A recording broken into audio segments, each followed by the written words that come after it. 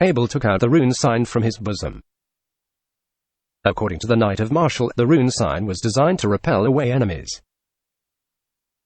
Only the number 4 rune, Nef, fit the description to cast such a special ability. The 4 #Nef was meant for chasing enemies away. Once cast, it would deal +30 defense against ranged attacks. This was the first time that Abel had seen a rune in this kind of form. Both runes had a very different method of usage. It was very similar to the runes in Diablo 2. However, the runes from Diablo 2 were required to be equipped onto the equipment before it was able to function. On the other hand, the runes in front of Abel needed to be crushed before using them. Abel picked up the rune sign and studied it carefully. He didn't know what material it was made from. The rune sign looked like it was made from stone or wood, but as Abel inspected closer, they weren't. So Abel couldn't even uncover what it was made from, and there wasn't anyone to ask. The runes above were written in pretty much the same way as the dwarf's spell-forging book, except that it was missing some kind of runic circuits.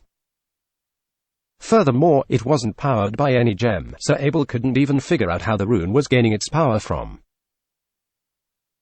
At first, Abel had looked down on the technological advancements of this world.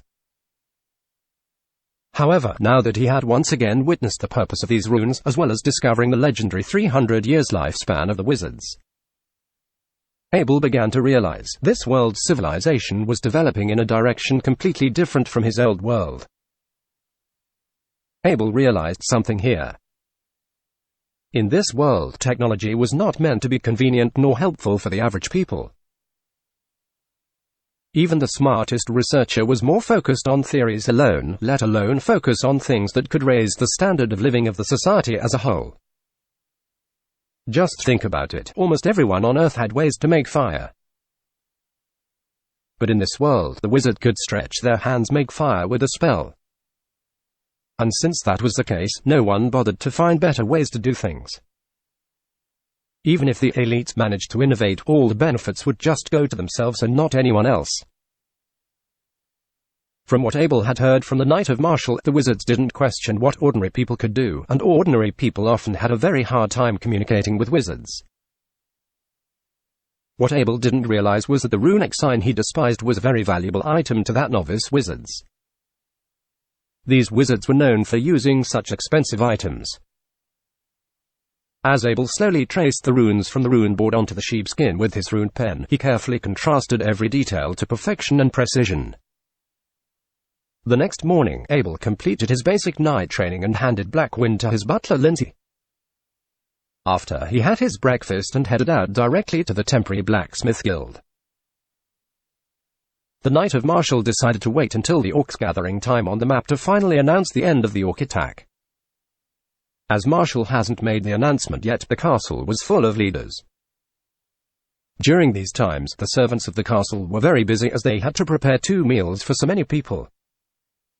In this world, most people other than the wealthier nobles usually only had 2 meals a day. After paying a large amount of tax on the exports of the land, there wasn't much left for themselves. With Harvest City being the fiefdom's primary source of the granary as well as Knight of Martial being the lord of the castle, he had to distribute a large number of provisions for the general public around the area.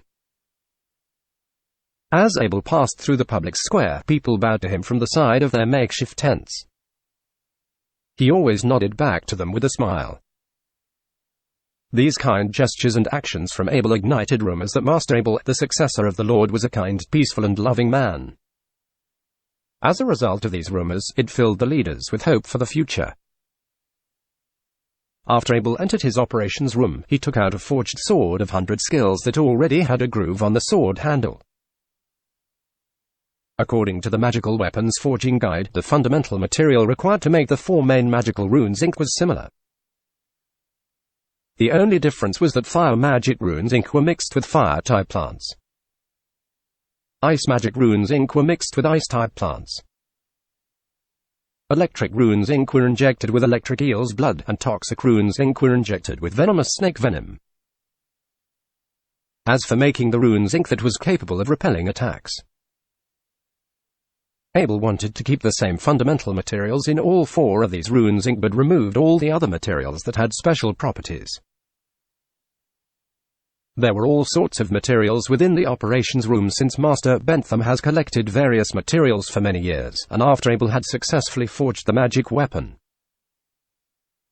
Master Bentham was able to post material requests from the Mercenary Union which allowed him to gather even more fresh materials.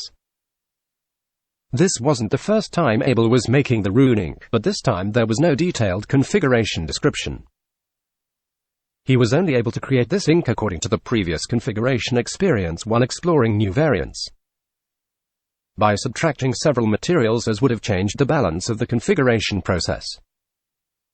To precisely and correctly configure the new ink, Abel needed to find out the new balance point of these materials. 1 portion of lost spirit grass, 1 portion of breadfruit, 20 drops of bitter almond oil, 12 drops of holly oil, 10 drops of jungle frog blood, 8 drops of rosemary, 12 drops of eucalyptus, 5 drops of lemon essence, and finally pure water. As all the materials were taken out, Abel had to think twice about each of the material that he put in, the fusion time of the front material, the release time of the back material, and the intensity of the fire. It was easy to determine the success of the ink. This world had a wizard characteristic formula. Abel's magic ink was one of them. If the configuration was successful, there would be a faint white light during the split second of the moment of success. As long as you saw the white flash, it meant that the ink had been successfully configured. After continuous tries of experimentation in attaining the successful configuration, Abel conducted a method commonly used by previous generations of scientists, which was to record his every move of the steps he made and timed himself with an hourglass and recorded down any useful or related information. Abel was very patient with his research. Every attempt after the previous, a small change was made according to the previous record. In one day, although the configuration of ink was not successful, Abel's configuration level had made great progress. He had improved tremendously throughout the day. When Abel realized that he only had enough materials for tomorrow's experiment, he went forward to his steward, Lindsay, and asked him to arrange some mercenaries from the Mercenaries Guild to collect some materials back for him. The second day of the configuration with the runes went comparatively smoothly. At the 86th attempt of Abel's experiment record, there was a flashing white light on the rune pen. Abel could not help but admire those who have studied and researched the 4 runes. This was because Abel didn't invent a new formula. Instead, he removed some of the materials from the original formula and compared it with the previous formula, all while conducting scientific experiment methods. It took him 86 times to finally succeed, and he took more materials to attain the correct configuration as well as he didn't compare them. But he could hardly imagine how much time they took to research to get these results. Looking at the ink on his hand, Abel was filled with a sense of accomplishment. If the experiment is successful, the value of the rune ink in his hand would be worth even more than the 4 main types of rune ink. This was because the ink in his hand had no special properties and could be used more widely. Abel took out his rune brush and began to draw the runes. It was like a walk in the park to him at this point. He expended his power of the will. The sword of 100 skills had been magnified multiple times in his eyes. The rune brush moved smoothly on the back of the blade. This time, he even added a few extra rune energy roots to the old rune formula to maximize the energy delivered. Throughout these months of forging the sword of 100 skills and writing magical runes, Abel realized his power of will had increased a little. Normally, Abel's power of the will would be completely drained after completing a magical rune, but this time he still had a little bit left. However, the difference was insignificant. Ordinary people can't notice it. Abel was very excited by this discovery. He always relied on this mysterious power of the will, yet he never knew that he could increase it. If it kept on increasing in the future, it would be very beneficial to his study of runes. Abel knew that these runes in front of him could be combined into the rune language Ancient Vow. However, one challenge he faced was that all 3 runes in the rune language Ancient Vow always had to be drawn in one sitting. Abel always thought he won't have enough power of the will to do it, but now he finally had a glimpse of hope. Abel knew deep down in his heart that he was only 13 years old. The power of the will would gradually increase as he gets older. Especially now that he had discovered a way to exercise his power of the will, he would be able to draw the rune language Ancient Vow. For the choices of gem to be put onto the sword handle, Abel picked a diamond that was made from 3 steel gems. Diamonds were known to be one of the most beloved stones in this world for women. To them, it was a symbol of love and fidelity. However, for Abel, he chose the diamond because it had no attributes, and it was the purest gem out of the bunch. The crucial part would come when Abel placed the gem into the gap. Yes, once he did so, he would have to guide his own power of the will through the energy path. There were only 2 exploding big swords and a scroll of town portal in Abel's Heredric cube. During his battle with Simon the Worgen, he used one exploding big sword, and he hadn't made a new replica ever since. Luckily for him, if he failed this time, he could just throw the product into the Heredric and fuse the 3 swords into one big sword. By this point, Abel gained a lot of experience when it came to guiding the force of the gem to the center of the rune. After about half an hour, however, this rune he drew didn't seem strong enough to do the job. The outer strokes of the rune began to turn red, and soon it melted and vanished. After it had melted off, the power of the gem began to disappear as well. It wasn't like it was the first time that Abel had failed. Oddly enough, though, the problem seemed to be with the rune ink this time. But it shouldn't have been. When Abel was mixing the rune ink, it was shining in white sparkles, which meant that the ink formula was right. Was it because the rank of the rune ink was not high enough? Was the gem simply too powerful? Abel evaluated for a bit. He was already using the best ingredients for the rune ink. It didn't seem possible to find any better ingredients. Abel kept on thinking. In the dwarf's magical weapon forging guide, there was rune drawing instruction and rune ink formula for weapons of every attribute. Actually, not for the attribute-less runes. Abel could not figure out why. After all, they should be the easiest ones to make. But actually, even the dwarfs could not help it. The ingredients required to make attribute-less rune ink were too hard to obtain for ordinary people. Hardly anyone apart from the wizards could supply them, which was why the dwarves wouldn't even bother putting it in their magical weapon forging guide. Ordinary runes ink only drew its energy from one attribute source. However, these so-called attribute-less runes ink had multiple sources. In other words, it was a mixture of all the existing attributes. It was also much more potent than other types of runes. Therefore, normal ingredients for rune ink could not withstand it, and that's why things like the rune's strokes melting off had happened to Abel. Abel took out the rune sign from his chest pocket. It was said that this sign could evoke the attacking power of an attribute-less rune, which meant that these attribute-less runes could be used. However, the only problem was that Abel didn't know what kind of ink was used to write this rune. Furthermore, this rune seemed to be its source of energy. Since the rune was still visible in the sign, it had to be supported by some unknown energy that Abel was unaware of. Abel had an idea. If the normal potion could be combined to make a potion of higher ranking, could he do the same with rune ink?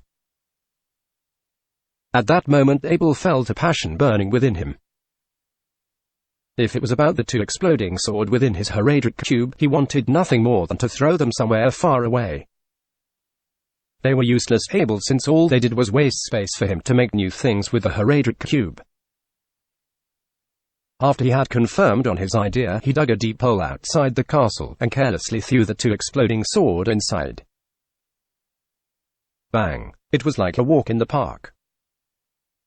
Abel thought that he should have just done this earlier. After Abel had returned to his workshop, he took out the scroll of town portal from the Heredric cube and carefully placed it in a metal box. These are the most important possessions of Abel. If he wasn't in need of combining something, Abel would often keep the scroll of town portal in the Heredric cube. That way, both of these treasures could stay in the same spot and be safe. Abel took out some more ingredients. He made 3 attribute-less ink according to the formula and threw them into the Heredric cube straight away. In a flash of white light, these 3 rune ink disappeared without a trace. In the top left corner of the Heredric cube, a new bottle of the rune ink began to appear. It was a success. This opened up a large potential for things Abel could do with the Heredric cube in the future. But little did he know, the value of this rune ink was so much higher than most things available for purchase in this world. The dwarves would be willing to trade countless exotic gems for something like this. Abel picked up this new bottle of rune ink and dumped it into a darkness-style crystal bottle. The bottle was shimmering in blue sparkles. From past experience of combining potions, Abel knew that this was an intermediate rune ink, and all the ones he had used before were all basic levels. Abel took out an almost finished model of a sword of 100 skills and began to draw the rune on it straight away. He had gained experience in drawing this rune from the last attempt, so this time it was a lot faster. However, using intermediate rune ink required a lot more power of the will. After he had completed, he once again felt that knees weakening lethargic feeling. It reminded him of the time where he drew his first rune.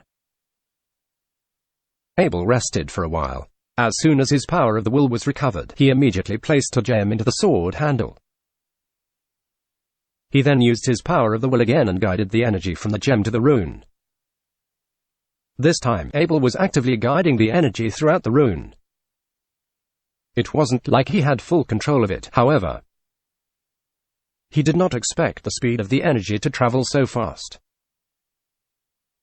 A large amount of it shot out from the gem towards Abel's power of the will, like a car speeding on a highway.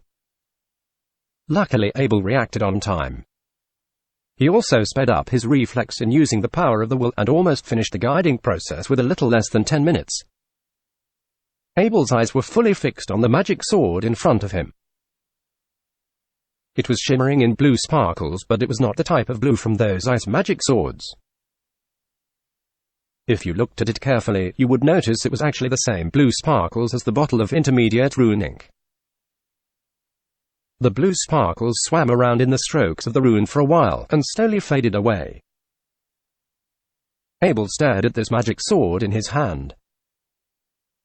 These blue sparkles, does it mean that this magic sword had a higher rank than all the other ones?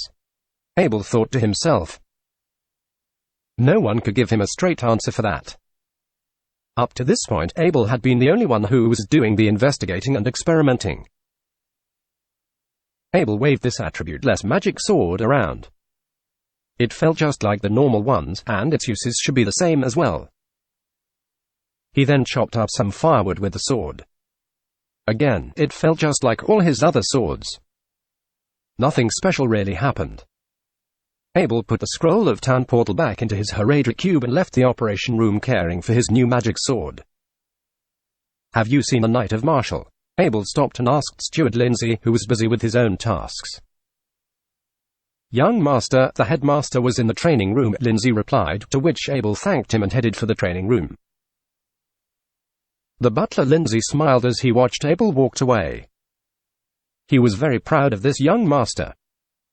With only 13 years of age, Abel was unlike other noble youngsters who only cared about living a lavish lifestyle. Everyone knew that Abel was a genius, but who knew just how much effort and dedication this young master had put into his work? Steward Lindsay had seen many noble youngsters throughout the years, and none of them had the dedication of young Master Abel. After the young master became a master blacksmith, all he did throughout the days were making things in his workshop. Not many people other than Steward Lindsay knew about this.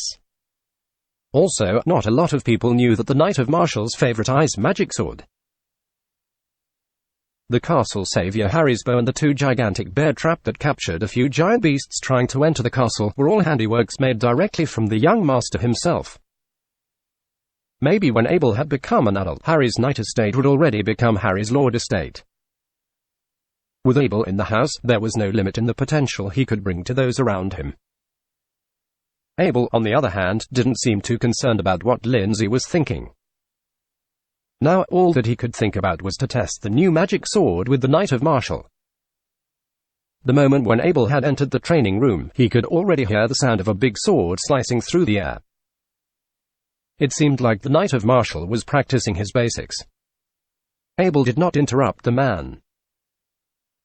Instead, he simply watched from the side and waited for the Knight of Martial to finish. The Knight of Martial was practicing the basics. Yes, the basics, but Abel could feel the impact of the swings from several meters away. The Knight of Martial was putting his entire strength into his swings, which was contradictory to the never go all out rule he had often heard on Earth. While he continued to watch the Knight of Martial practicing his moves, Abel started imagining inside his head. He began to imagine what would happen if he was standing in front of the Knight of Martial. When the Knight of Martial's strikes reached peak performance, his imposing manner had fully captured Abel's attention. Abel just couldn't take his eyes away from the Knight of Martial. As he watched the Knight of Martial drawing a perfectly straight line in the air with his sword, he knew that he had only two options to react to his attacks. He could try a counterattack, or he could take a step back to make a retreat. Abel was reimagining the fight for about 100 times with his power of the will. It didn't matter how many times he had tried. Whatever he thought his moves were, he would always be smashed into pieces within one move.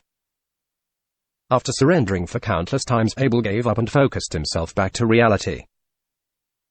As it turned out, there was a major difference in the ways that fights were waged between planet Earth and the world he was in. Due to long years of cold weapon uses and physical battle, they had become very acclimated to using these simple weapons and making simple moves. Yet every one of these moves they made was applied with full force. The orcs were the biggest enemy to the humans in this world. It should be very clear by now. If humans didn't apply full strength to their attacks, it would be very hard for them to penetrate the thick skin of their rivaling species. Since the orcs were much faster and more flexible than the humans had to make their attacks as direct and simple as possible. When Abel realized that he had become a rank 5 novice knight, he was still not quite familiar with the ways that different sword striking techniques were performed. After seeing the Knight of Martial practice today, Abel gained a new perspective on how he should go about his training. "Abel, were you looking for me?" the Knight of Martial called out and stopped waving his sword. "Oh," said Abel, coming back to reality through the Knight of Martial's voice. "I am here to test out my new sword." The Knight of Martial suddenly became excited as he stared at the sword Abel was holding. He asked, "Is this the sword? What's its ability?" The Knight of Martial was well aware that Abel could forge two kinds of magic swords, but his favorite was still the ice magic sword. Although the striking power was a little stronger on the fire magic sword. When fighting against a stronger opponent, slowing down their moves were much more helpful. Since Abel was coming to test out a new magic sword, it shouldn't be either a fire or ice, it should be a completely new type of magic sword. The Knight of Martial was thrilled. The ice magic sword and Harry's bow that Abel gave him had already raised his fighting ability. Abel thought for a while. The ability of the rune was to rumble away from his enemies. Since chopping wood didn't make any difference, maybe what he needed was a physical opponent. So that's why he found the Knight of Martial. "Uncle Martial, I'll strike with my sword and you try to defend it with your sword. Let's see what happens." No problem, the Knight of Martial was very confident in his ability, and Abel's power should be too strong anyway. Ready, Abel lifted the big sword above his head. Since he had just witnessed the Knight of Martial's strikes, the scenario that he had imagined with his power of the will had become prevalent again during that split second. His power of the will spun widely, as though the sword had become one with him. The expression of the Knight of Martial immediately changed. He felt a gigantic sword pressing above him. Was this the sword impose? Only experts who spent years of training could have the sword impose. The first time that the Knight of Martial had attained a sword impose was about 5 years ago. Abel had only practiced his sword skill for a short while. When he adopted Abel from the Knight of Bennett, Bennett already told him everything he needed to know about Abel's ability. Abel had entered a state similar to the first time he used a 100 skills model. Combat chi began to fill his entire body, and soon it began to flash with glory. Abel felt like he had become a sharp, gigantic blade. When the energy reached the peak, Abel felt all his combat chi rushed towards the big sword. However, since his rank was still too low, the combat chi could not travel into the big sword. Yet, it still sped up the big sword as he strikes down. It chopped through the air like a piece of sheepskin, making a cracking sound. The Knight of Martial was speechless. As an intermediate knight, he could counteract this strike, but it also required him to use his own combat chi. He knew that once he used his combat chi, he would go all out and it would be very hard to not hurt Abel. The Knight of Martial jumped back and dodged the strike. After making this empty strike, Abel had used up all his energy. He couldn't even hold his sword and it fell straight towards the floor. Abel immediately sat down, relentlessly inhaling huge breaths. Novice knights could only use combat chi once at a time. When they used it, it wouldn't damage the core, but they still need a few days of recovery until they could use it again. Abel had just tried to imitate an advanced sword striking stand. It had ignited all the combat chi in his body to explode at once. What happened? Abel asked. He sat on the floor, still feeling dizzy upon waking up from his flash of realization. The Knight of Martial felt so stupid. It was like he was a pig or something. He spent decades, only until he was in his 30s he learned to do the sword impose. However, this 13-year-old teenager in front of him learned how to do it just by going through a flash of realization. As a grown man, the Knight of Martial had never experienced a flash of realization before.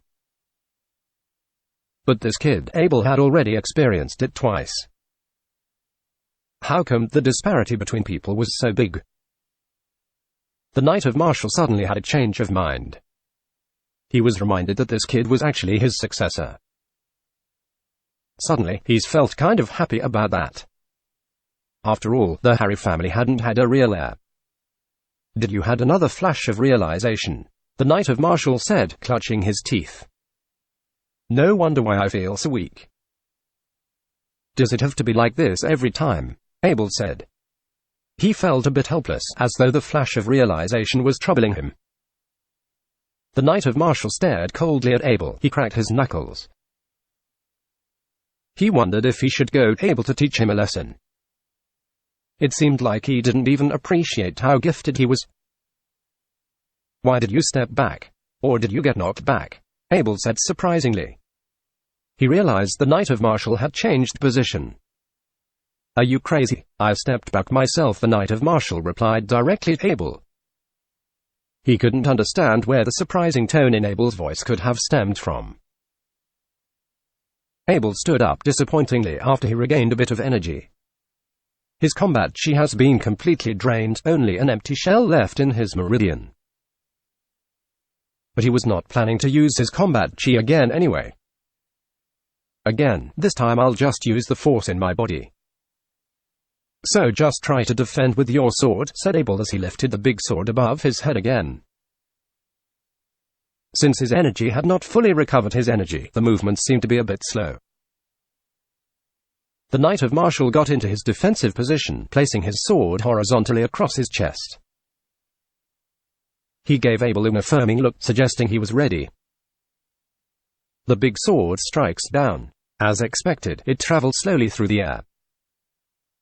The Knight of Martial felt like he doesn't even need to try to counteract it, he could just remain still. The moment when the swords made contact with each other, it didn't make a loud sound since there wasn't much force in the first place. When the Knight of Martial was about to laugh at Abel for this atrociously weak strike of his, suddenly, an unstoppable force expelled from Abel's big sword. This force did not hurt him, but it seemed to hold the weight of a mountain. The Knight of Martial couldn't help but get knocked backward. 1 steps, 2 steps, 3 steps, the Knight of Martial got knocked back 10 steps until he came to a halt. The cocky expression in the Knight of Martial's face completely vanished and it was replaced with a shocked expression. He was 100% certain that this force could not have come from Abel since Abel was so weak. This force made the Knight of Martial felt very insignificant. The last time he felt like this way was when he met a commander a long time ago. But still, it was nothing compared to the force he felt this time. Actually, this unknown force was coming from the rune that was marked on the sword. That rune has the ability of rumble off enemy, which states that it could knock your opponent backward. Once rune was ignited, the reality would be set in stone. No matter how powerful your opponent was, they had to step back. It was a powerful force that both the Knight of Martial and Abel could not comprehend. What's the ability of this sword? Asked the Knight of Martial, his eyes completely locked onto the blade. He was clearly thinking about snatching sword away from Abel's hand. Rumble off the enemy. Seems like you had just been rumbled off, Abel said as he happily stared at the sword in his hand. He succeeded again. The Knight of Martial grunted loudly. He filled his entire body with combat chi. However, since he didn't want to hurt Abel with the rumble, he didn't let the combat chi affect the big sword in his hand. Again, the Knight of Martial was a bit unsatisfied that he got knocked backward by Abel's strike last time. He had underestimated the power of Abel's sword, but the Knight of Martial didn't lose any motivation. An intermediate knight had to have faith in his own combat chi. Abel watched the Knight of Martial flashing with a body full of combat chi. He wondered if he could produce another rumble with this strike again. Even though Abel's body was feeling very weak, as he stared into the affirming eyes of the Knight of Martial, he took a deep breath and lifted the sword above his head once again. This time Abel felt so weak that he did not apply any force in his strike. He felt a little intimidated by the Knight of Martial's combat chi. Abel knew by heart the fighters of this world were different from the ones on Earth. They went all out in move, so getting injured was unavoidable. Abel's big sword traveled downward with the force of gravity towards the Knight of Martial's sword. By that time even the Knight of Martial had felt that Abel was getting weaker. The swords made contact with each other once again. Since Abel did not apply any force, his sword barely bounced off. It only lightly landed on the Knight of Martial's sword. The Knight of Martial wanted to shout at Abel, asking him what's the matter, but suddenly that unstoppable force of energy had rushed towards him from Abel's sword again. The Knight of Martial wanted to withstand the force with his combat chi, but no matter how hard he tried, he was still human. No human could withstand the force of a mountain. 1 step, 2 steps, 3 steps, 10 steps. This time, the Knight of Martial had been knocked back another 10 steps by the rumble. It was like his combat chi had made no difference. How could this be possible? Abel didn't even apply any force to his strike. It's like the Knight of Martial was destined to be knocked back. Abel, you know, I am actually very good at using double swords, said the red-eyed Knight of Martial in a creepy tone, like he was alluring children. The Knight of Martial thought this sword must be very helpful to him in battle. If he knew that the enemy would be knocked backward regardlessly, he could plan in advance to execute his final strike, thus increasing his chance of taking the life of his enemy. In another scenario, if the Knight of Martial had encountered a very powerful opponent, if he could just knock them back 10 steps, he would be much more likely to escape. This magical sword could be the lifesaver of a knight. Even if he didn't use it normally, he would carry it around just in case if he needed to escape or kill someone. The weight of a big sword was nothing to an intermediate knight anyway. Uncle Martial, you. Before Abel had even finished his sentence, he decided to just throw the sword directly towards the Knight of Martial. The rune on this sword was provided by the Knight of Martial anyway. Since the knight has helped Abel so much, a magic sword wasn't really a big deal. Abel then proceeded to speak. The rune on this magic sword was made according to the one on the rune sign you gave me a few days ago. I know how to apply it now. The result wasn't too bad. The Knight of Martial was filled with confusion. He had kept the rune sign in his secret chamber for over 10 years. He had only given it to Abel a few days ago, and already he had created a magic sword with the same power. Unbelievable. But was the rune on this sword exactly the same as the one on the rune sign? The rune sign must be smashed in order for its power to be effective, so it could only be used once. However, the power in this magic sword could be effective every time it strikes. On top of that, this magic sword held immense power.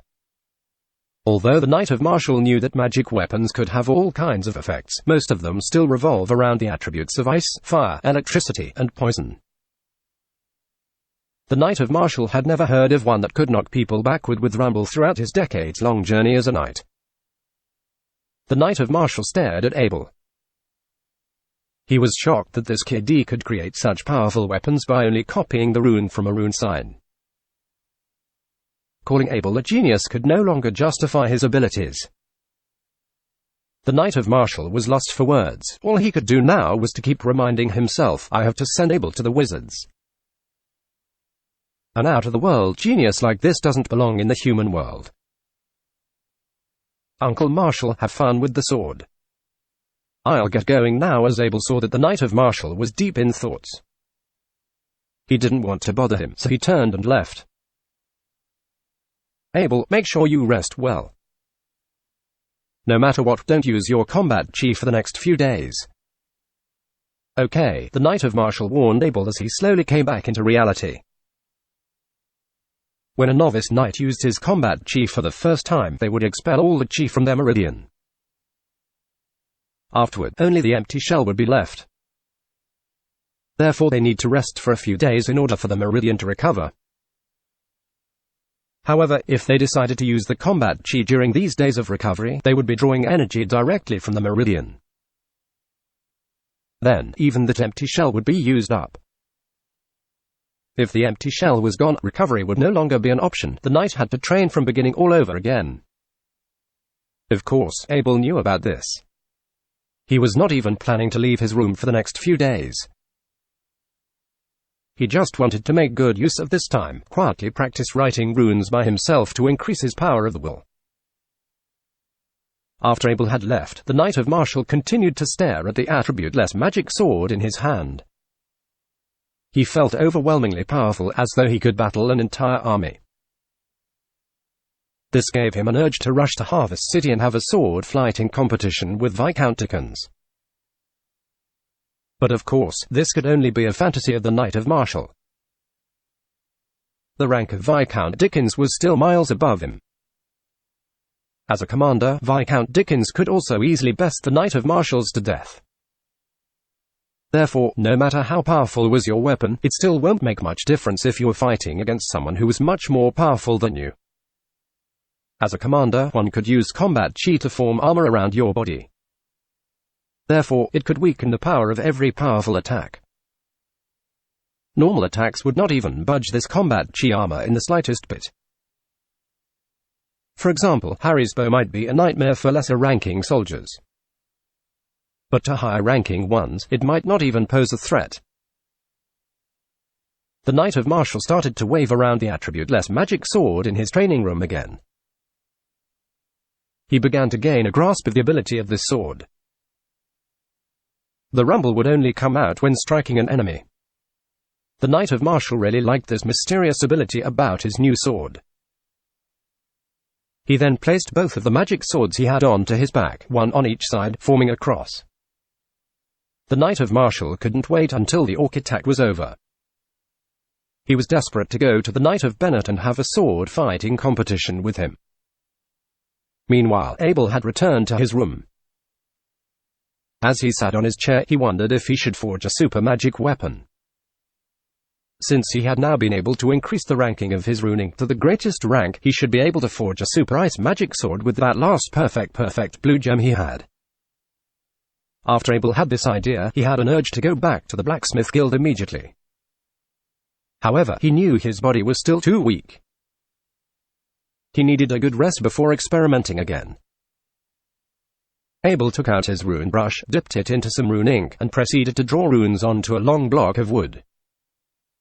This was the only way he could think of to increase his power of the will, and only real rune ink could perfectly provoke his power of the will. Normal ink could not achieve this effect at all. It's a waste, but whatever. Steward Lindsay had already gotten some new ingredients from the mercenary union, and he had 5 figures worth of gold coins in his Heredric cube. Abel couldn't help but curl his lips. I'm too rich anyway. Abel's brush strokes were sometimes vicious like a snake, yet sometimes smooth like a river. He drew his familiar fire rune onto the wood. The runing continued to drain his power of the will. When Abel felt like he had completed the rune, suddenly the rune on the wood began to turn black. It was like the rune was attracting some unknown substances from the atmosphere. Soon the wood began to burn and turned into charcoal. Runes could absorb energy from the atmosphere. It was the first time Abel had drawn a rune on something non-metal. He did not expect things like this would occur. Runes were actually very unbalanced magic symbols. If a sense of balance wasn't achieved by applying the suitable rune ink onto a corresponding surface, the energy it attracted from the atmosphere would continue to build up until it damaged the surface of whatever material it was on. Sometimes it would even end in an explosion. All the rune inks Abel had were only suitable for metal surface. He didn't even know rune ink for other types of surface existed. But at the same time, he couldn't care less. He was only using it to increase his power of the will anyway. He was not expecting to create anything. Abel felt something biting his leg. As he looked down on the ground, he saw Blackwind playfully gnawing its teeth on his pants. He picked up the puppy, held his arms around it, and began to caress it on its soft, furry back. Blackwind looked like a miniature dog now. While it was still small enough to be picked up, the money that was spent on its feed was already the same as that of an adult horse. After being disturbed by the black wind, Abel no longer had the motivation to practice with his power of the will. Pretty soon, he picked it up and went straight to bed. While Blackwind wanted to play, it just kept on struggling while it was in Abel's arms the entire time.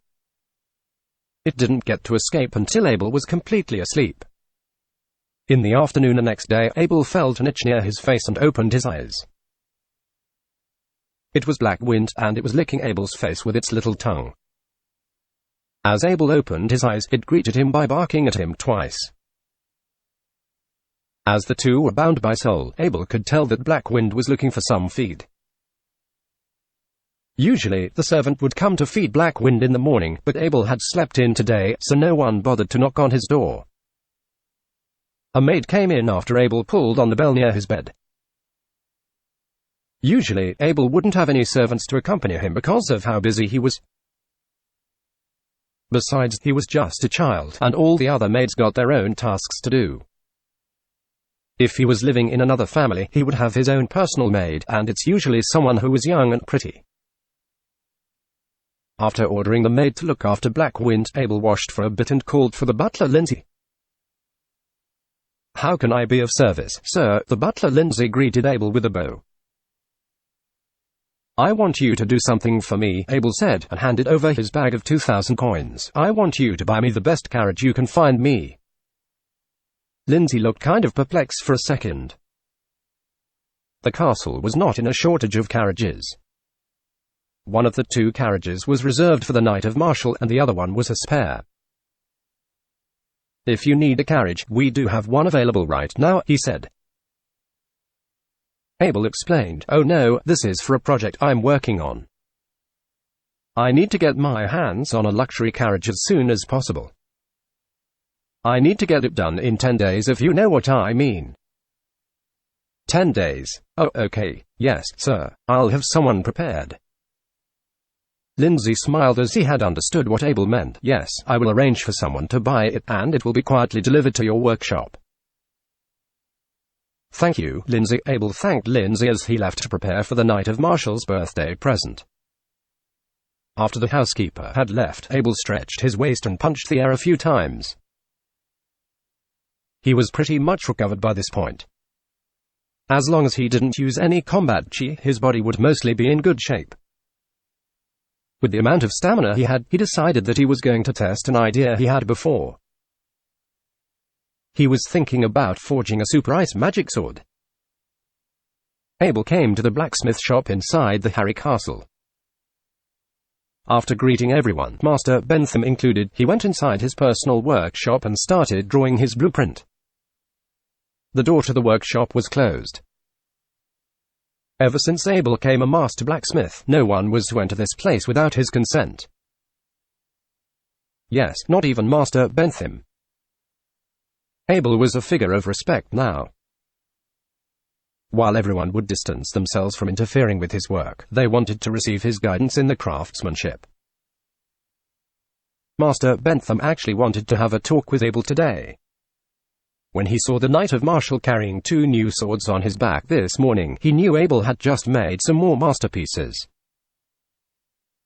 Knowing the Knight of Marshall, if he was willing to carry 2 large swords on his back, the quality of the swords themselves must be high enough for him to use them to make fun of others.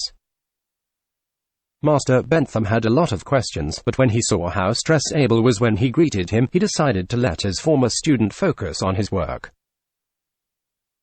From what it looked like, Abel was at the peak of his craftsmanship. As the rumors had it, whenever someone becomes a master blacksmith, there would be an outbreak of high-quality weapons for a period of time. This phenomenon was commonly known as the outburst after accumulation phase, with better and newer technologies coming out at once simultaneously. The outburst after accumulation phase was probably what Abel was having. That's what Master Bentham thought, at least. As it was a one-time glory thing, he didn't want to ruin the young blacksmith in the midst of his prime, despite the fact that Abel was only 13 years old. Right now, Abel was making a lot less of the pure swords of 100 skills. The magic bases he used to make them were rough and were mostly half-finished products with grooves inside of them. He didn't bother to draw any runes for them, either. Abel took out 3 ice rune inks and placed them inside the Heredric cube. The resulting product was 1 intermediate ice rune ink, one which was glowing with a blue arc of light. After making his magic sword base, Abel dipped his rune pen in the ice rune ink. Luckily for him, he finished drawing the rune right before he ran out of his power of the will. Things were pretty easy after that.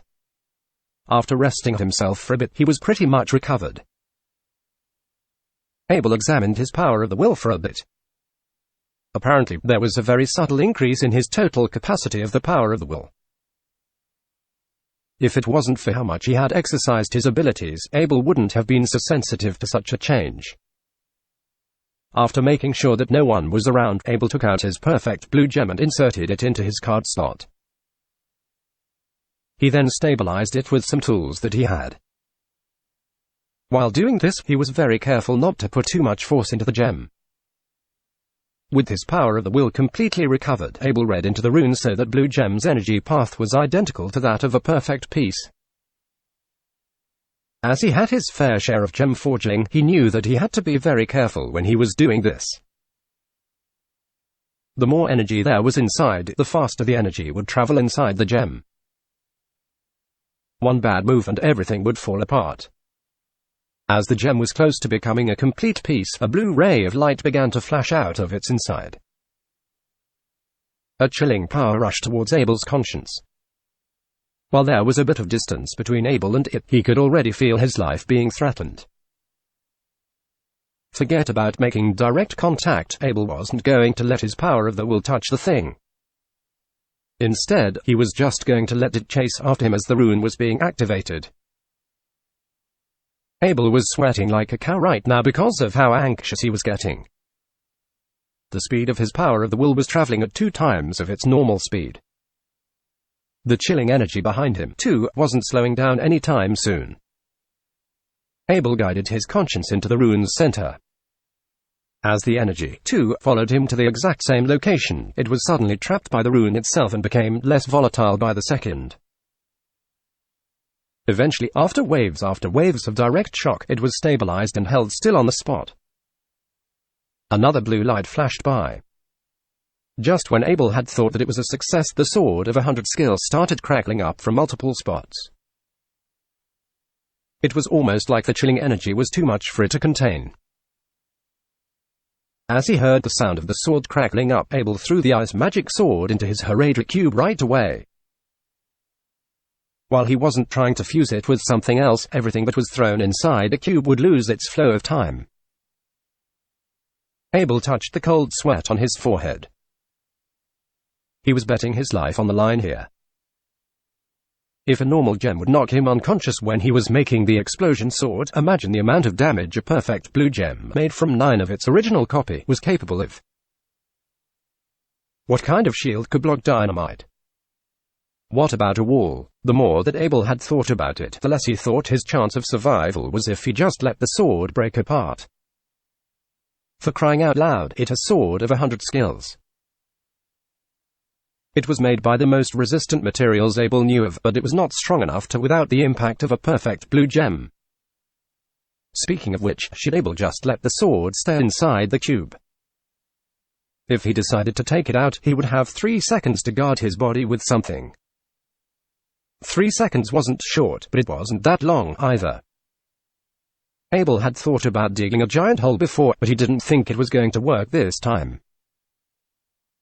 If the explosion was too strong, even the flying soil and rocks could break his face within seconds.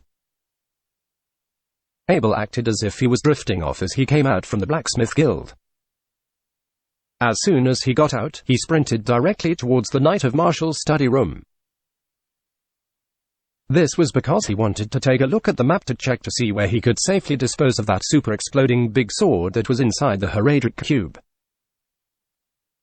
For normal exploding swords, even steel of 100 skills couldn't resist its power. Who could have imagined the power of this super-exploding big sword? If he wanted to have mutual destruction, maybe even a group of elite knights would not able to hold off the power of this toy. Abel was wondering that if he threw this super-exploding big sword onto a commander, how long would his combat chi armor be able to withstand it? Abel's brain was all gobbled up trying to think of a solution. As he continued searching the map for potential disposal locations, suddenly he came across a place called the Answer Valley. The place was perfect. Its distance was around a day's ride from the castle. There were cliffs marked on the map, which meant it was perfect to destroy this exploding big sword that he had on him. After 2 days of rest, when Abel's meridian had fully recovered, Abel told the Knight of Martial that he would be leaving the castle for an affair. In terms of Abel's safety, the Knight of Martial wasn't particularly worried. Abel was equipped with Harry's bow, so everything should be fine as long as he didn't stumble across any intermediate occupation holder. Besides, Abel was already a master blacksmith. This meant that he had his own rights in spending his spare time as he pleased. Moreover, there wasn't any information related to any orc attacks during these 2 days. The attacks had seemed to come to an end. The Knight of Martial did not stop Abel from going out on his trip. He only specifically demanded him to be more careful. For this trip, Abel prepared 2 horses with him. Abel rode one the war horse and the other war horse was equipped with all the foods necessary. The horse's food was all high-quality beans and oats. At the same time that Abel rode out of the castle, an ambush was unfolding in the Valley of Newly, which was in the directions of the Answer Valley that Abel was heading towards. The Knight of Saroyan was an elite knight and a lord at the same time. For many years, he had been following and serving under Viscount Dickens, owner of Harvest City and the leader of an elite brigade of 1,000. Although he held a royal identity since there were fewer wars these days, it was hard for him to gain any outstanding military service. Therefore, he was only a lord without fief. This was why he has been extremely eager to take part in wars for more military service. With Harvest City being the heart of the human world, it was a very safe place. Except for some small battles, it has always held its reputation of being a peaceful place without fighting. A few days ago, the Knight of Saroyan received an order from Viscount Dickens to lead its troops of 1,000 elite brigades towards the Newly Valley to ambush and eliminate any orcs that were nearby.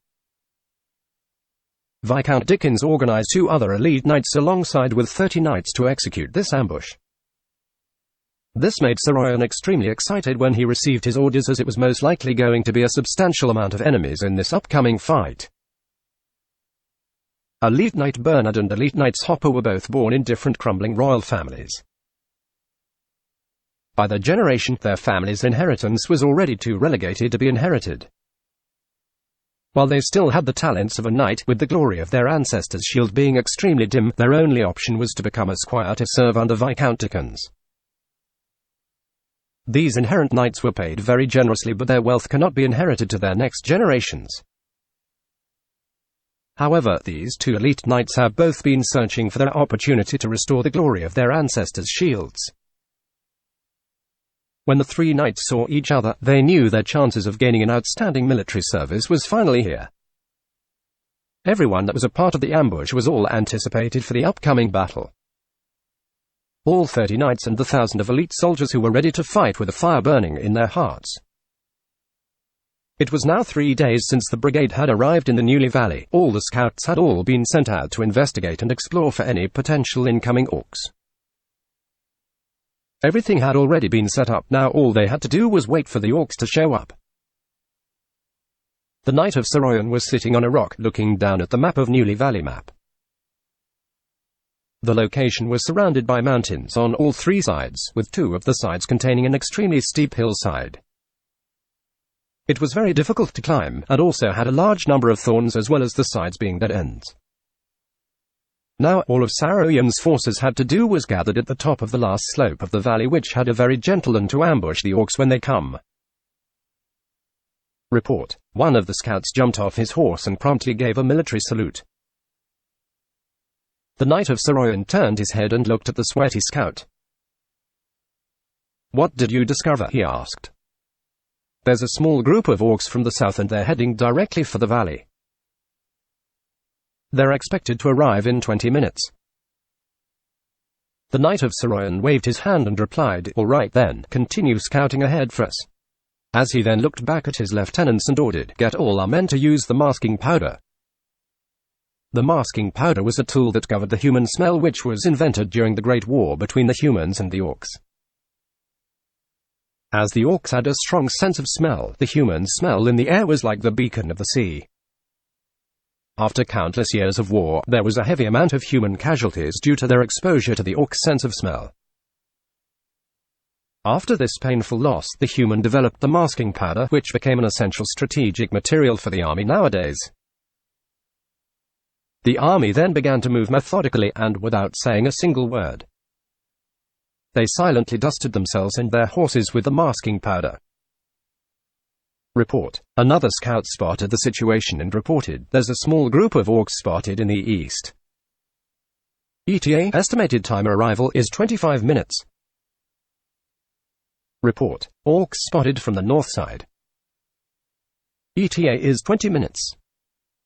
As the scouts kept coming back reporting more and more orc sightings. The Knight of Sir Royan began to smile as he looked back at Elite Knight Bernard and Elite Knight Hopper. After 3 days of waiting, he smiled and said towards the 2 elite knights, "It's finally here. The city's Lord Intel was real. Indeed, I can't believe they even found out the location of where these orcs will be gathering," answered Elite Knight Bernard, smiling with a desire for battle burning in his eyes. At the mouth of the valley, there was already a party of orcs which consisted of wolf riders. As they arrived around the mouth of the valley, they scouted around and ensured that the surroundings are clear. When the surroundings were cleared, they commanded their allies through simple hand gestures and proceeded into the valley.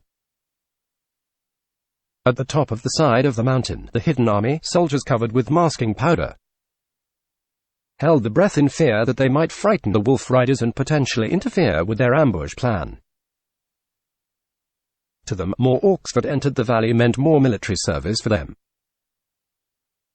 As time passed slowly, the presence of orcs was gradually increasing in the valley. As more and more parties of orcs entered into the valley slowly became a sea of joy. The orcs here all thought they were safe. They had already begun in setting up the bonfire and feasting on the barbecued meats while enjoying the stolen wine. Not only so, but they were also discussing their respective tasks loudly and chatting about the successes with their robberies. When there were roughly 160 orcs gathered within the valley, there were already no sightings of any more incoming orc parties. It looked to be that the gathering number of the orcs was already at its peak. The orcs suddenly paused their chatting. They discovered that the number of orcs that survived was much less than in previous years. There were around 500 orcs that were deployed here for the annual event. Last year there were around 200 plus orcs returning survivors here. But this year there were only 160 orcs. This was the lowest number of survivors in the history of this event. A depressing mood began to spread for these orcs around the valley. Many of them began to realize that the friends and brothers did not come back. A valley that was buzzing with noise and excitement suddenly a second ago suddenly transitioned into complete silence. But the orcs were a fighting race, and the feeling of grief and sorrow only lasted for a short period of time. Afterward, the orcs were gathered according to the parties and waited. When the appointed time was about to come, there would be a flying beast to take them home. The Knight of Saroyan kept his eyes on the situation in the valley. According to the intel from the city's lord, this was a gathering point for the orcs. Saroyan then turned his head to his lieutenant and said, "Go and notify the team at the mouth of the valley and instruct him to seal off the valley exit." "Yes, sir," as the lieutenant took out a piece of sheepskin, wrote the order and finally stamped it with the seal of the battalion. He then sealed the envelope with a block of ciphered wax and arranged for the messenger to deliver the order to the team allocated at the mouth of the valley. After messenger had been gone for around 4 minutes, suddenly there was a flock of more than 20 huge birds came flying down from the sky. When the Knight of Saroyan saw the beasts that were flying in the sky, he couldn't help himself but exclaimed in a low voice, "Sky sparrows! Is that how these orcs return back to their home?" Then the Knight of Saroyan turned to his lieutenant and asked, "Is there still time to retrieve back the order we sent out?" His lieutenant then shook his head with a bitter smile and said, "The operation should have started by now. It would be a tremendous glory for them if they were able to bring down even one of these sky sparrows." The Knight of Saroyan then looked at the sky sparrows in the skies with excitement and desire. He never knew that the strategy of the Orc Empire was to use these flying beasts. Even if all the orcs below had escaped, just capturing one of these sky sparrows would have been an outstanding military service. The Sky Sparrow was a strategic weapon from the Orc Empire, and it stood out for its impressive load capacity. Its wide shoulders had the capacity of carrying more than 5 heavy Orc cavalry at a time. They were considered as the most valuable transportation assets for the Orc Empire. Had it not been for the Sky Sparrow's cowardice and its tendency to fly around chaotically when frightened, the orcs would have used him as giant flying mounts. Despite that, the Sky Sparrow played an irreplaceable role in the Orc Empire's army due to its ability to carry a tremendous amount of weight. Besides, its flying range was also superb. These flying mounts were pretty much the same as how war horses were to humans. They were also similar to the Wolf Riders' Mount Wolves, which were also important assets to engage in warfare. Unlike regular flying beasts, flying mounts could be used in direct combat, which made it all the more desirable for humans. Unfortunately, however, the only flying mount unit that was available to men was the Vulture Troop in the Duchy of St. Alice. The reproduction of these bird sparrows was extremely difficult. Nowadays, it was very rare to see such huge birds. Any casualties of these birds would be a great loss to the Orc Empire. Meanwhile, the team had begun to seal off the valley.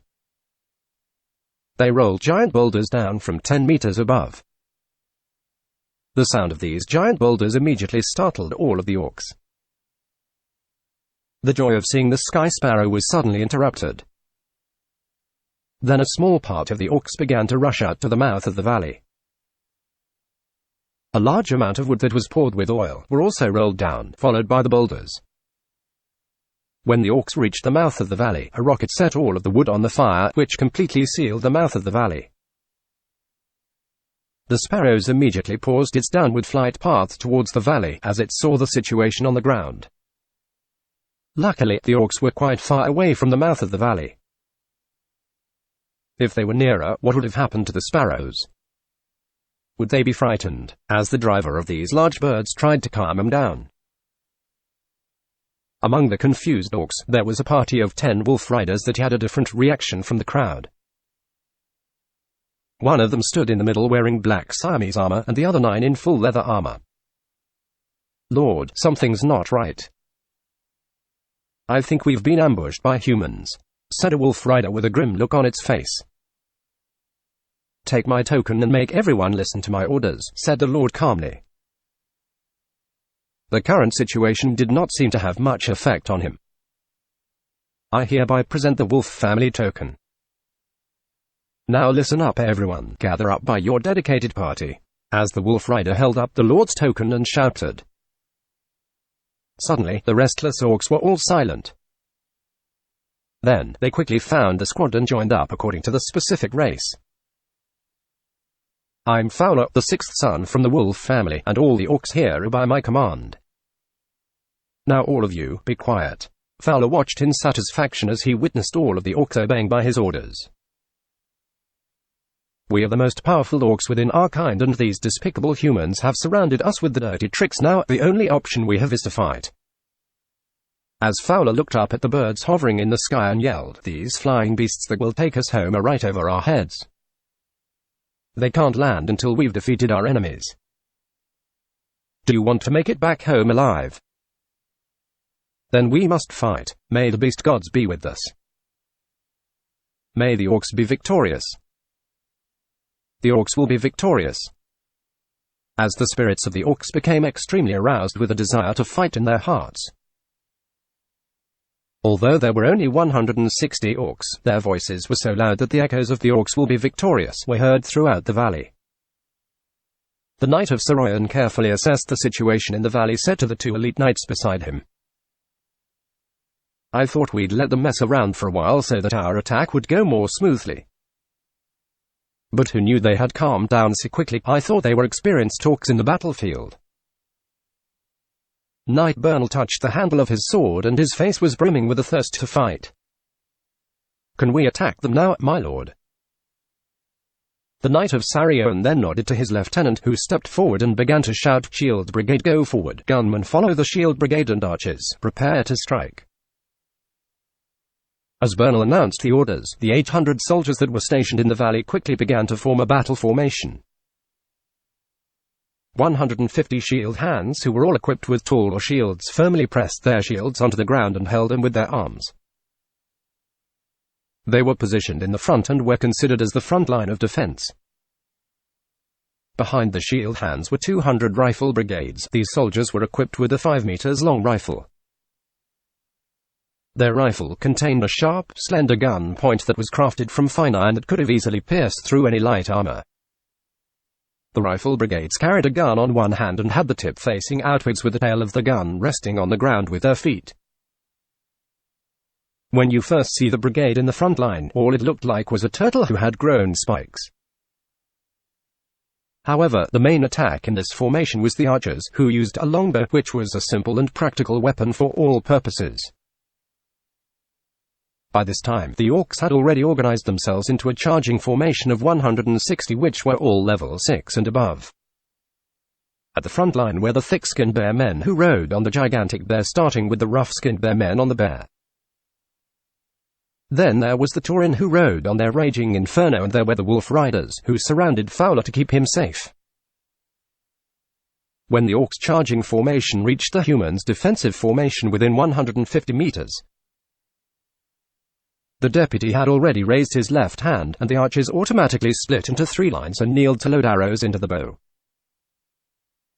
First row, fire. At the command from the lieutenant, 150 archers in the first row stood up and shot their arrows into the sky.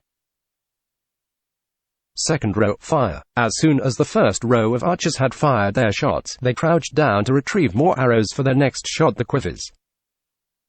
Immediately, the second row of archers stood up and shot their arrows into the sky, then crouched down. Third row, fire. The third row of archers rose to shoot the bows and crouched down. Just like this, the 3 rows of archers were able to fire their arrows simultaneously.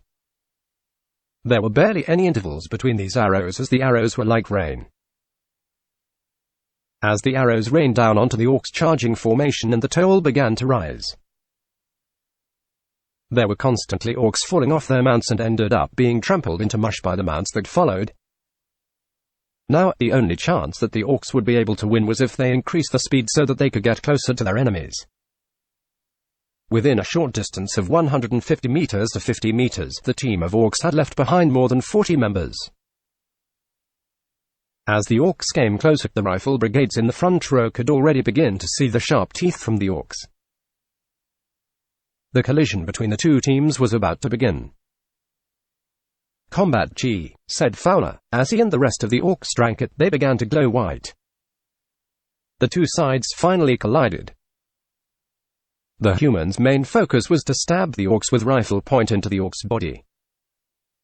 Some rifles were broken into pieces due to excessive force. The first line of shield brigades took the most damage. Since the orcs already possessed good charging power, many shield brigades had been knocked flying away by the rebound of the combat chi. At that moment, the scene of the battle was a bloodbath. It looked just like hell. There were orc blood and human blood interwoven together. With orcs howling, humans shouting, and also a variety of screams and groans coming from both sides. The orcs rushed directly into the defensive formation. Although they had made significant progress, they lost more than 30 orcs already. In this kind of short-distance battle, the orcs had an immensely more powerful advantage. The strength and speed, as well as their ranks, were much higher than humans. This made the next part of the battle almost a complete one-sided slaughter. Under the command of Fowler, the orcs rushing out from the siege. They did not stay for long, but instead, they quickly moved forward and kept pushing. The lieutenant stood on the left of the 3 rows of archers as he watched the battle in front of him without any emotion on his face. Suddenly, with a wave of his hand, he shouted, "Change to the knives." The archers then proceeded to drop the defunct bows and arrows and drew the swords from the belts. They had the look of certainty of death in their eyes, as the main task was to use their lives to exhaust the orcs' fighting power. The lieutenant took out his military saber from his waist. At this time, the orcs had already broken through the first line of the defense formation and were charging directly towards the archers. The orcs were stimulated by the blood. Their natural fighting instinct was fully incited. Their eyes highlighted the strong desire for blood. The archers in their eyesight were like lambs for slaughter. Their eyes shone with a strong desire for blood, and the archers before them were like lambs for slaughter. Before the orcs rushed up to them, the archers in the front had already rushed directly towards the orcs. As they held the orcs' legs with the bodies, which would slow down their charging speed as well as allowing other archers to attack them. The lieutenant had also rushed up. He was followed by the last 2 rows of archers. However, the archers' frantic war rage did not stop the pace of the orcs. At last, the human defense was completely penetrated by the orcs. The orcs cheered with excitement as they penetrated the defense line of the humans.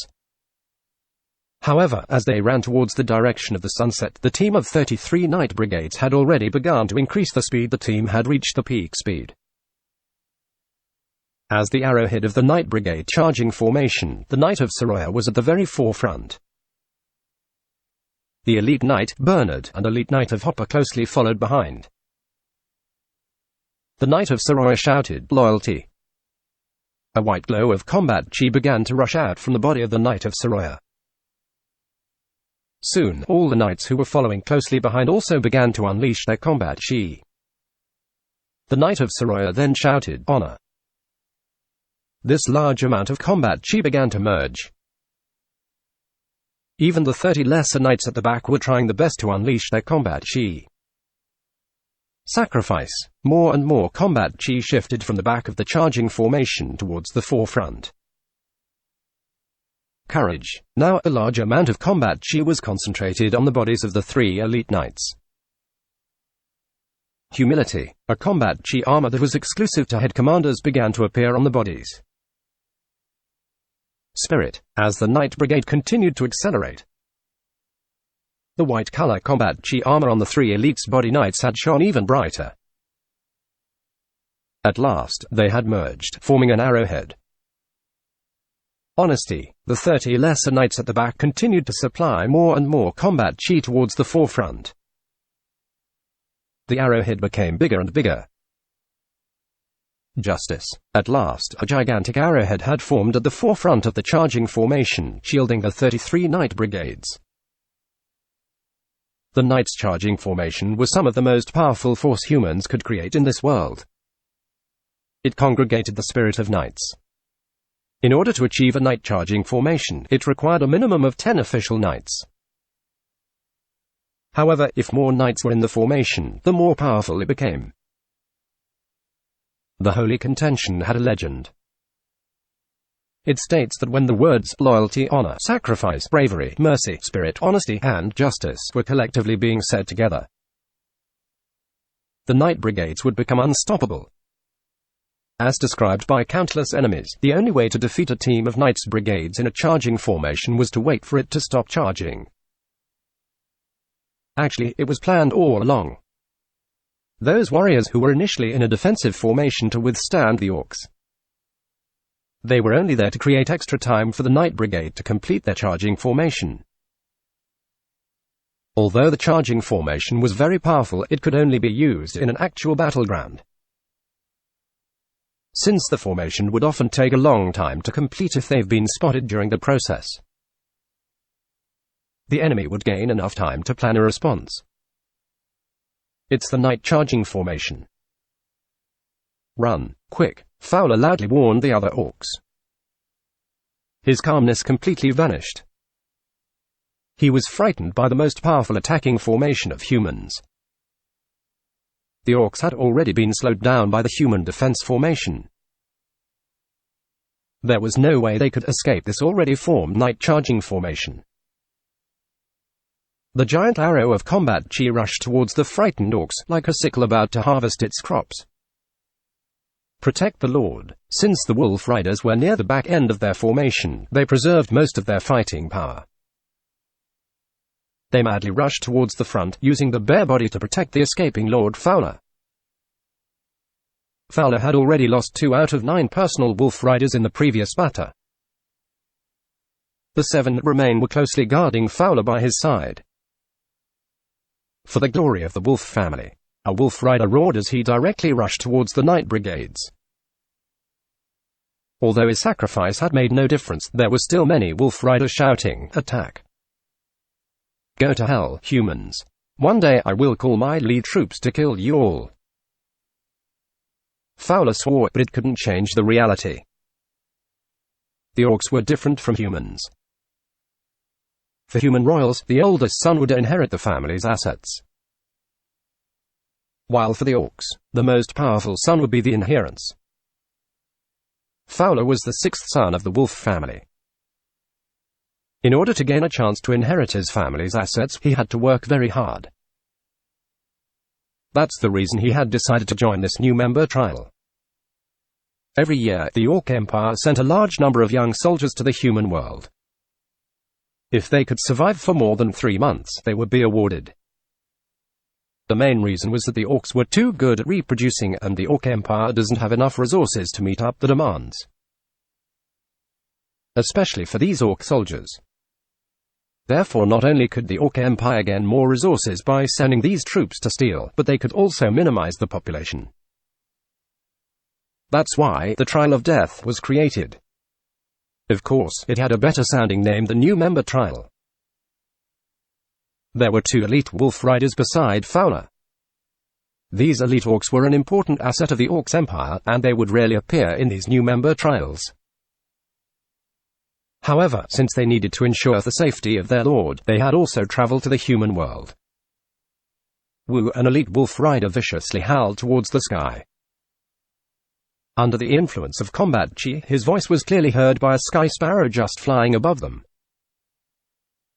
The driver of the sparrow understood the message. He knew that he needed to pick up an orc that was very high status within the Orc Empire. It was commanded that no matter what happened, this orc had to return safely. The driver then lightly patted the neck of the sky sparrow.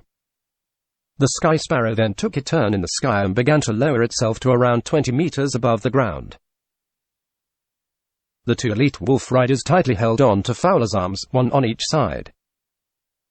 In a count of 3, they unleashed all the combat chi and threw Fowler towards the sky. "I will take good care of your families," said Fowler in midair to the two elite wolf rider on the ground. Soon the sky sparrow swooped from below, catching Fowler with its giant body. Meanwhile, the knight's charging formation was rushing directly towards the two elite wolf riders. The two wolf riders were flashing with intense combat chi. They felt gratified at last. Their lord had been saved, and the lord said he would take good care of their families. Everything was worth it. Just like sand being swallowed up by a powerful wave, the great charging force of the knights had soon turned the two elites wolf rider into smoke of blood. Since the two elites wolf riders also possessed great power, they had an even more tragic death under the rebound power of the knight charging formation. This scenery had frightened the sky sparrow which Fowler was on. It soon began to immediately accelerate towards the sky. The Knight of Soroya realized that Sky Sparrow was still in reach, so he once again gathered knight brigades and unleashed a beam of combat chi towards the sky.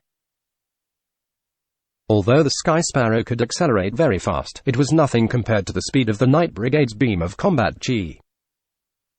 Soon it had begun caught up with the Sky Sparrow. Fowler sensed that he was in danger once again. He took out a rune sign from his chest pocket and smashed it. The rune sign turned into a white shield. However, the beam of combat chi produced by the 33 knights was still too strong. After a while, it had penetrated Fowler's shield. Although Fowler's shield could not stop the beam of combat chi completely, it still absorbed most of its energy. The beam only made a small cut on the Sky Sparrow's body and vanished. The injured Sky Sparrow was traumatized. No matter how hard the driver tried to calm it down, it flopped around frantically and did not follow its initial path at all. At the time, most of the Sky Sparrow drivers had realized that the orcs they were supposed to pick up were killed. Since their Sky Sparrows were also getting more and more irritated, they began to retrieve. "Damn, we let him got away," the Knight of Soroya said with an annoyed tone. "That orcs must be very high status." All the wolf riders had gone crazy to protect him earlier, even 2 elite wolf riders had sacrificed themselves. Moreover, it was unusual for a Sky Sparrow to take a risk flying at such a low altitude. All of these things just add up. That orc must be someone extraordinary. "Let's clean up the mess," said the elite knight of Bernard from the side. We had killed 160 wolf riders with rank 6 and above, 2 of which were even elite wolf riders. The military service we achieved today was already very outstanding. The 200 soldiers who were guarding the mouth of the valley had all been called back to clean up and give first aid to other injured soldiers. No matter dead or alive, let's chop off the heads of all the orcs. They represented our outstanding military service. "Master, the result has been calculated." The lieutenant came out with a bandaged arm and said with a heavy tone. "Out of the 1,000 warriors, other than the 200 who were guarding the valley mouth, we have 302 dead, 54 in critical condition, and 5 lightly injured." Reported anyway. "We'll give a part of the spoils of war to their families," the Knight of Soroyan helplessly said. People die in battles. This fact was unavoidable. These were all the bright soldiers that trained under the Knight of Soroya for many years. Fighting against normal orcs should be a challenge. However, all the orcs in this battle were rank 6 and above. Since all they wanted to do was to penetrate our defense line, the result had to be like this. As Abel was riding on his horse, the vacant horse that was carrying the high-quality horse stock was by his side. Both horses were extremely agile. Instead of admiring the scenery along the journey, Abel carefully observed if there were movements around him. He constantly took a map out from his chest pocket and cautiously compared it to the terrain. When looking at the maps of this world, the first thing you would notice was not the details. Yes, because there weren't many details. Instead, there was a general line that was drawn which highlighted the nearby geographical features of the area. The map Abel had on his hand was already a special map made only for nobles. It was already considered the best map available in this world. There was a list of symbols and their explanations at the bottom of the map, which corresponded with symbols that were placed all over on the map. This river that Abel had just crossed was marked on the map with a symbol that read, "Be careful of the deep water when passing through." When Abel looked back at the river in front of him, it was more like a stream than a river. As he was constantly groaning about the map, he thought to himself that maybe the symbol on the map should change to "Beware of getting your shoes wet" instead. He then looked at the map again. This time, the map marked there was a small hill ahead. As Abel looked up, he saw a small hill. Luckily, it hasn't disappeared yet. The map was finally accurate this time around. This was the first time Abel had traveled this far alone. So he carefully examined the surrounding environment since he didn't want to lose his life through a trivial accident. Suddenly, there was a stirring sound coming from the air. Abel immediately looked up into the sky to see what was going on. To his surprise, a gigantic bird was crashing down towards the small hill ahead. Abel's curiosity was quickly aroused. The bird was bigger than anything he could have ever imagined. He had never seen such a gigantic bird in this life or even in his past life. It was almost as big as a passenger plane. The Knight of Saroyan set off towards the direction of that small hill.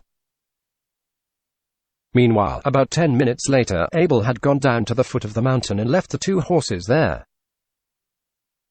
He then took out his Harry's bow, placed the magic ice sword on his back and went back up to the mountain. Unlike ordinary horses, these war horses did not need to be tied up in the wide. They were trained to not leave the location where their owners had left them. Furthermore, these carnivorous war horses could also drive out any potential threats, which made it much safer when traveling with them. It took a lot of effort and time for Abel to walk from the foot of the mountain towards the top. Although this small hill didn't look big from afar, it was only until now Abel had realized the definition of a dead horse running up the mountain. Then suddenly, Abel heard the sound of goo, goo, as well as people talking in beast language. Abel's heart dropped. He was not expecting the orcs to be nearby at all. As Abel carefully looked around his surroundings, he remembered that he was caught by the wolf rider last time due to his scent. But this time he gained experience. He found a leeward region that should keep his scent from reaching the orcs. "How long do I have to wait before it can fly again?" cried a voice in the orc language. "It may take up to 2 days, my lord," said a humble voice. "TWP days? Are you serious that I have to stay in this human world for 2 more days? I will feel sick even if I have to stay another day. You better hurry it up and cure the thing," as a voice lashed out from somewhere. "Yes, my lord." Abel carefully stuck his head out to peek at the current situation. Even though he was in a leeward region, he also held his breath for extra precautions. Who knew if the orcs could hear better than normal humans? The first thing that Abel saw was the gigantic bird. The bird had a huge wound on the side of its body. If the wound was measured to normal human sizes, it would account for the length of 2 people. However, a wound for these gigantic birds was considered only a small wound. As Abel continued looking, there was a worgen wearing leather clothing, who was carefully putting medicines onto the continuously bleeding wound of the bird. On the edge was a worgen that caught Abel's interest immediately. It was not an ordinary wolf rider. This was the first time that Abel had seen an orc wearing armor. The fact that it was wearing a black armor was all the more peculiar. It didn't have a shiny smooth surface, which meant it was no ordinary steel, since only unpainted material would have a texture like this. This material was black in default. Abel had never seen such unique material in his life. This special Worgen seemed to be extremely irritated, as he constantly urged the other Worgen to hurry it up to treat the bird's wounds. "Stay here and take care of the wound. I am going to find something to eat," said the Worgen in black armor. He then headed out towards the other side of the mountain. Abel took a closer look at the Worgen who was working on the bird's wound. It looked like it was going to take a while before the bird could fly again. Therefore, he abandoned his original idea of investigating the bird and wandered off to follow the wolf rider in the black armor. The Worgen in black armor was Fowler. He had just escaped from the Newly Valley. Since the bird was injured and extremely tired during its long journey here, it should be able to fly again any time soon. The only option was to find a hidden spot around for the bird to heal up. Fowler's loss was tremendous. All of his year-long guards and mount wolves had been killed. However, as long as he could return home, all of these things were trivial compared to his family's wealth. Fowler suddenly stopped when he reached the bottom of the mountain. He carefully examined his surroundings. At this moment, Abel thought he was caught and he immediately hid behind a giant boulder. Abel had suffered a lot of hardships with his attempt in tracking Fowler. On many occasions, he wanted to pull out his bow and one-shot the Worgen. However, Abel always had a feeling that it would be very hard to hit its armor. As Abel's power of will increased, he became more confident in himself in taking the shot. Slowly, he poked out his head and saw the wolf rider taking off his armor. When the armor was removed, it was able to be easily folded into a rectangle. Then the rectangle seemed to be fixed after Wolf Rider had pressed the top for a few times. Afterward, the Wolf Rider picked it up and carried it behind him. As Abel placed the arrow back on Harry's bow and pulled backward, saying to himself, "You are just killing yourself. You can't blame me for taking off your own armor." What happened next shocked Abel. The Wolf Rider suddenly took out a necklace from his chest and uttered a spell. Abel had experience with spells. Since he was in a close range with the Worgen, his power of the will was able to remember every single word the Wolf Rider had uttered. These kinds of spells were a typical Orc-style spell. These spells usually contained a large number of quotes that praised the Orc god, mixed with some strange pronunciation. As soon as the Worgen finished saying the spell, a soul-crushing force emerged from the sky, followed by a green beam of light. The light began brighter and brighter, soon surrounding the entire body of the Worgen. By the time the light had dissipated, the Wolf Rider had fully transformed into a human's body when he appeared in front of Abel's eyes. The Worgen's unique arched back was gone, its height had dropped as well as his facial hair and pointed mouth, looking completely like a human. Wow, a treasure! Abel was completely struck by this sight.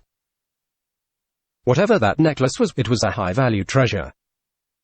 On top of that, it was from an orc, so he could justify stealing it without feeling any remorse. As Abel pulled his bow to the maximum power and aimed precisely onto the Worgen's head. However, this was not a human, it's an orc. Its head could be counted as military service. Therefore, after a bit of consideration, Abel decided that shooting it at the heart was a more viable option. With a bang, the arrow traveled faster than the speed of sound. The Wolf Rider was hit in the heart with almost no response. The necklace then promptly began to flash a few times, and then suddenly the Worgen's appearance had transformed from human back to its original form. Abel stepped forward and approached the Wolf Rider carefully. When he confirmed that it was dead, he began to loot the body of the Wolf Rider. The first thing Abel took was the necklace. He carefully removed it from the Wolf Rider's neck. The necklace was a circle made of unknown materials. On one side, it was carved with the beast god, and the other side was the human god of war. and the second thing he looted was the set of armor. Abel picked the armor up with his hands. The armor was extremely light. It was only around 5 pounds, which was almost nothing for a knight. Abel lightly poked the armor with his dagger. It did not make a mark at all. He poked it again with more force. Still, it made no difference. After a few more times, Abel gave up. It's better to leave it to a knight with combat chi to test out the defense power of this armor. A novice knight like him was too weak to do anything. Abel was so glad that he believed in his power of will and didn't attack the wolf rider when it was wearing the armor. Luckily, the wolf rider got himself killed by taking off his own armor. Fowler didn't deserve to be killed. All he wanted to do was to sneak inside a human village to get some food. He wasn't looking to harm anyone. Since he didn't want an entire troop of knights running after him, he used a family treasure to turn himself into a human so he could go steal some food. His armor was made exclusively for Worgen to transform into a human. Fowler had to take it off, and Abel took advantage of what he did. In the end, Abel found a pile of things from the wolf rider's arms, including 2 rune signs, which was a surprise for Abel. Other than that, he had also found some jewelry, and finally a familiar orc technique sign. The runes were different on both rune signs. Although Abel was unable to identify which runes it was, he decided to bring it back to the castle first and test it out on a sword. Abel picked up the orc technique sign from the orc again. The structure of this technique sign looked similar to the one he had before. There was an engraving of a goddess of orcs on the top and a star at the bottom. It seemed like this rune sign was also for one-time use only before its power was completely drained. Of course, Abel wouldn't let this opportunity slide. He injected his power of the will into the orc's rune sign. He gained experience from last time, and he knew how he could search from the special technique within it. Abel's sight became blurred. He felt like he had become a middle Worgen on a man-wolf holding a long spear. For the message he was delivered, he knew that this rune sign had documented the long spear techniques of the wolf family, an orc royal family. Their long spear techniques were different from the one of the knights. There was a brief spell attached to every move they had. Maybe it was because these were the techniques from a royal family. Anyways, the spell was written in very simplified terms. It did not include any words of admiration towards the orc gods. The middle-aged Worgen struck out his long spear according to the motion of his mount wolf. After a bit of consideration, Abel executed the 11th long spear technique. It corresponded perfectly with the mount wolf. Every time the Worgen said the curse, the long spear would make a sharp piercing noise through the air. From the information Abel gained through the orc's technique sign, he understood that the power unleashed by these long spear techniques did not depend on combat chi.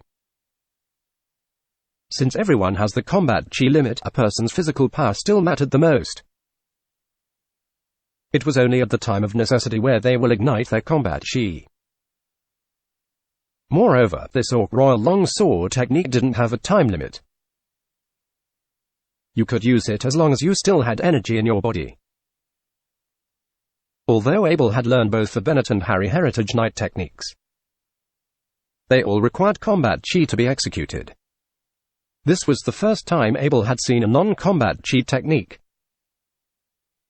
By only saying a spell with a corresponding motion, it could continuously achieve a strike with twice the power. It seemed like Abel was bound with the Worgens by fate. He had gained 2 technique signs from the orcs, and both times it was a technique from the Worgens. Abel watched as the orc technique sign vanished into thin air. Although Abel could not grasp the value of this technique, he understood how important they were to the royals in the Orc Empire. Just like all royal families, the techniques were exclusive and should not let other people get a hold of it. There was also a shape-shifting necklace, but Abel did not have time to examine it. There was still another orc he needed to take care of. He put the necklace around his neck and shoved the rest of his things in his pocket. Abel was intrigued by the black armor. Once the buckles were taken off, it could be folded into a rectangle that was easy to be carried around. Such craftsmanship was not something you'd expect from the Orc Empire. Abel raised his big sword as he stared at the Worgen corpse on the ground. Since he arrived in this world, he had killed many Worgens and seen many dead bodies. However, it was still a bit hard for him to chop off the head of another individual. Although Abel's perspective had changed a lot during the last 2 years, he was still very much attached to the social values of his past life. In this world, chopping the head off your enemy was a sign of power. However, in his old world, it was considered disrespectful. Well, I'm strong enough to carry some extra weight anyways, Abel thought to himself, and eventually decided to pick up the dead Worgen on the ground. With its body in his one hand and black armor in the other, he began to climb his way up to the top of the hill. When Abel reached the top of the hill, he still chose the leeward region. Therefore, he could keep his eyes on the condition of the giant bird from afar.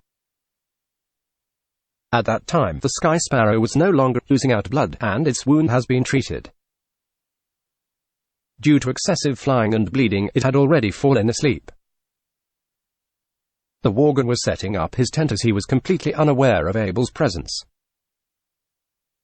As Abel placed the dead body of Fowler and the black armor down carefully, he took out his Harry's bow and shot directly at the Worgen's heart. It did a turn, but not fast enough for it to escape its misfortune. However, the arrow did not hit the Worgen directly in the heart. It only created a hole through his body. The arrow seemed to hit the lungs of the Worgen, with its spines being shot directly through. The fallen Worgen did not die. Instead, he grasped to reach his hand into his chest pocket and took out a sign. When he was about to crush the metal, Abel recognized his move. He immediately shot the Worgen once again in the brain. Its hand slowly released and the sign dropped onto the ground. After shooting the wolf rider, Abel looked at the bird. The action seemed to not bother the bird's rest. Abel slowly went up to the Worgen. He used his foot to kick it to ensure that it was dead. The vitality of the Worgen was beyond the imagination of Abel. It was shot through the lungs and spine, yet it was still able to take things out from its chest pocket. The medal that was dropped by the rider wolf had 3 Orc characters on it.